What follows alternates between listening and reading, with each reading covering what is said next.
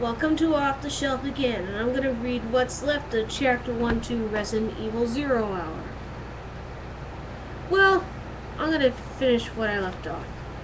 Something moved in the bushes, something bigger than a squirrel. Rebecca spun toward the sound, aiming the flashlight and 9mm at the shrub. The light caught the last of the moment, the leaves still shaking, the beam from her flashlight trembling along with them. She took a step closer, swallowing dryly, counting backward from 10. Whatever it was gone now. A raccoon? Is all? Or maybe somebody's dog got loose.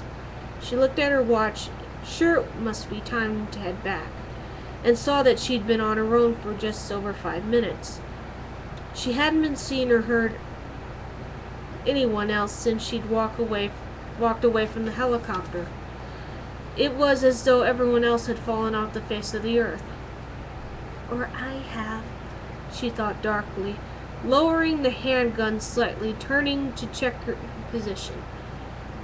She had been heading roughly southwest from the landing point.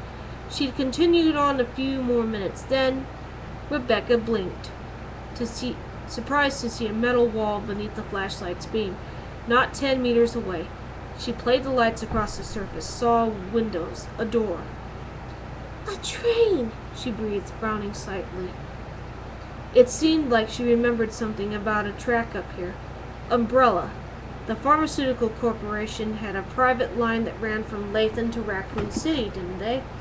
She wasn't too certain on the history. She wasn't a local, but she was pretty sure the company had been founded in Raccoon. Umbrella's headquarters had moved off to Europe some time ago, but they still owned practically the entire town. So what's it doing sitting up here dead in the woods at this time of night? She ran the light up and down the train.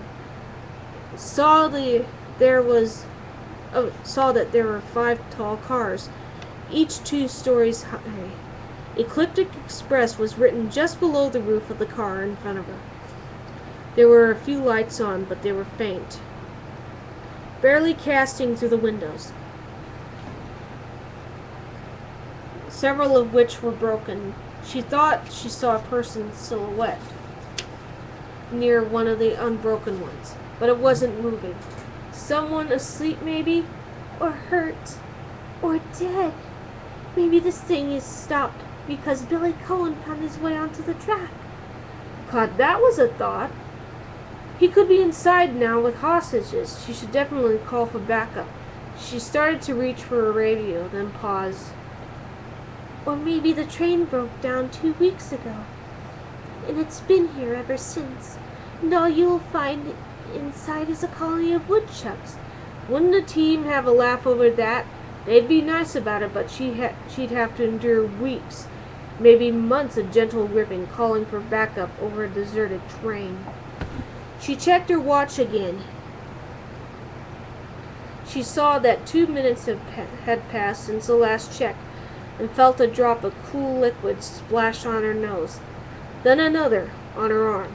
Then the soft musical patter of 100 drops against leaves and dirt. Then thousands as the sky opened up.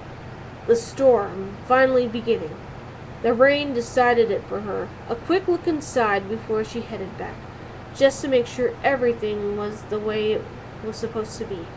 If Billy wasn't around, she'd at least be able to report back that the train appeared to be clear. And if he was, "You'll have to deal with me," she murmured, the sound lost to the growing storm as she approached the silent train. Finished. I'll read chapter 2 to this book some other time. And as for Off the Shelf, I'll see you later. Good night.